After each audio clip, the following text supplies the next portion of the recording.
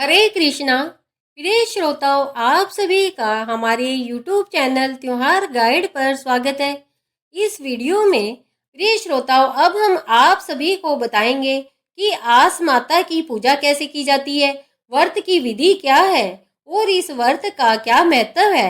हिंदू पंचांग के अनुसार फाल्गुन मास के शुक्ल पक्ष में प्रतिपदा से लेकर अष्टमी तिथि के मध्य किसी भी दिन आस माता का व्रत और पूजन किया जा सकता है। आस माता के पूजन के बाद आस माता की कहानी अवश्य सुने। आस माता का व्रत और पूजन करने वाले के जीवन में कभी कोई कष्ट नहीं आता। जो भी विपत्ति आती है वह आस माता की कृपा से बड़ी आसानी से टल जाती है। अब जानते हैं कि आस माता की पूजा कब करें। फाल्गुन मास की शुक्ल पक्ष की प्रतिपदा तिथि से लेकर शुक्ल पक्ष की अष्टमी तिथि के मध्य किसी भी दिन आस माता का पूजन और व्रत किया जा सकता है। इस वर्ष आस माता का व्रत और पूजन 18 फरवरी 2026 बुधवार से लेकर 24 फरवरी 2026 मंगलवार के मध्य कभी भी किया जा सकता है। अब जानते हैं आस माता की पूजा का महत्व। हिंदू मान्यता के अनुसार आस माता की पूजा और व्रत करने वाले मनुष्य का कभी अनिष्ट नहीं हो सकता। इस व्रत और पूजन के विषय में ज्यादा लोग कुछ भी नहीं जानते। यह व्रत बहुत दुर्लभ है। इसकी विधि बहुत ही आसान है। यह व्रत करने वाले जातक को आस माता का संरक्षण मिल जाता है। आस माता सदैव उसकी सहायता करती है। आस माता का व्रत और पूजन बहुत ही शुभ परिणाम देने वाला माना जाता है। इस व्रत और पूजन करने वाले जातक का कभी अनिष्ट नहीं होता है। उसका सदैव मंगल ही मंगल होता है। जीवन में उसे सभी प्रकार के सुख साधन प्राप्त होते हैं।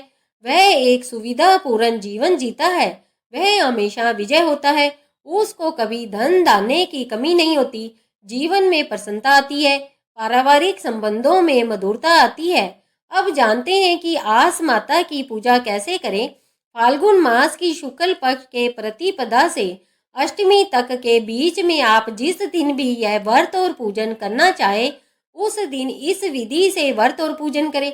व्रत के दिन प्रातः काल स्नान आदि नित्य क्रिया से निवृत्त होकर स्वच्छ वस्त्र धारण करें। पूजा स्थान पर चौकी बिछाकर उस पर एक जल से भरा कलश स्थापित करें।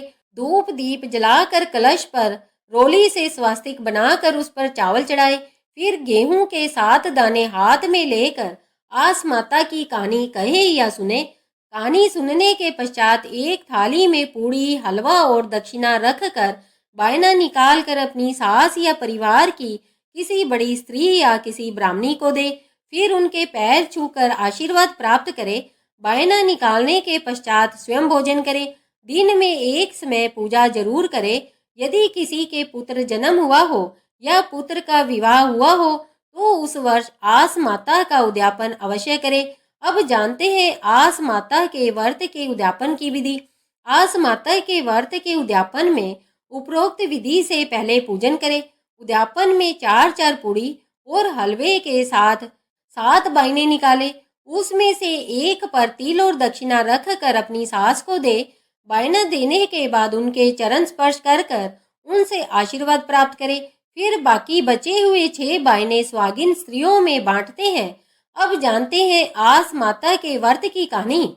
बहुत समय पहले की बात है। एक गांव में एक आसलिया नाम का आदमी रहा करता था। वह आस माता का पक्का भक्त था।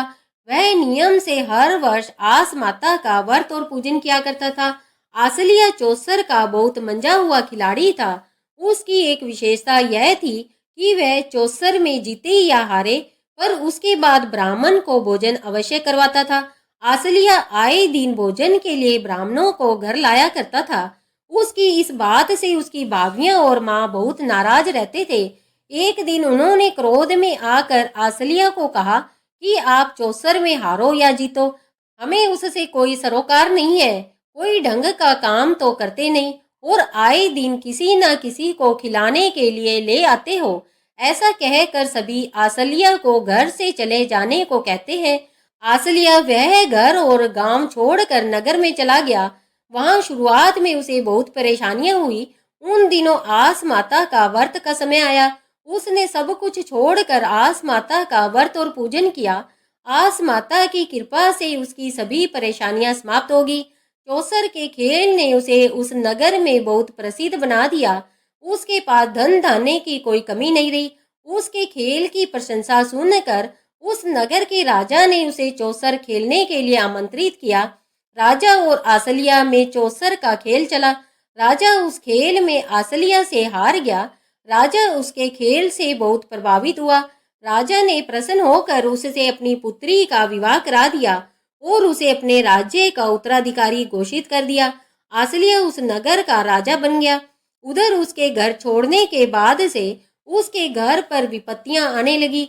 उसके परिवार वाले अन्न और जल के लिए भी तरसने लगे। भूख प्यास से दुखी होकर वह भी भटकते हुए उस नगर में आ गए।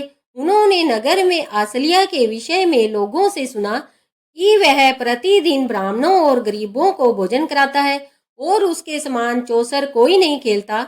यह सब बातें सुनकर उन्हें आसलिया की याद आ गई। भूख मिटाने और राजा के दर्शन के लिए वह सभी राजमहल के प्रांगण में पहुंच गए। उस दिन राजा आसलिया लोगों को अपने हाथ से भोजन परोस रहा था।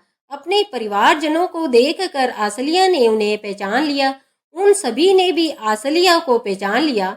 आसलिया ने उन सभी का स्वागत किया और वहां सभी से मिलवाया। तब उसके परिवार वाले अपने किए पर लज्जित हुए और उन्होंने उससे क्षमा मांगी। आसलिया ने उनसे कहा कि मैंने कभी आपकी बातों का बुरा नहीं माना। जो आपने किया वह आपकी करनी थी और जो मैंने किया वह मेरा कर्म था। मुझे जो कुछ भी प्राप्त हुआ है वह आज आस माता की कृपा से प्राप्त हुआ है। तब सभी लोगों को इस व्रत के विषय में जानकारी हुई और लोगों ने फाल्गुन मास की प्रतिपदा से अष्टमी के मध्य इसका व्रत और पूजन करना प्रारंभ कर दिया। हे आस माता, आपने जिस प्रकार अपने भक्त आसलिया की सभी विपत्तियां समाप्त की वैसे सबकी करना। इस प्रकार से व्रत करने वाले सभी लोगों को आस माता की कहानी कहनी चाहिए और सुननी चाहिए। आस माता एक ऐसी माता है जो मनोकामना पूर्ण करने के साथ घर में सुख समृद्धि धन और शांति भी लाती है। कहते हैं कि जिस घर में आस माता की सच्चे मन से पूजा हो जाती है वहां कभी आशा की कमी नहीं रहती। तो प्रिय श्रोताओं, हमें उम्मीद है कि आपको यह जानकारी अच्छी लगी होगी। यदि आपको जानकारी अच्छी लगी हो तो वीडियो को लाइक करें और इसे अपने दोस्तों एवं परिवारजनों को शेयर करें।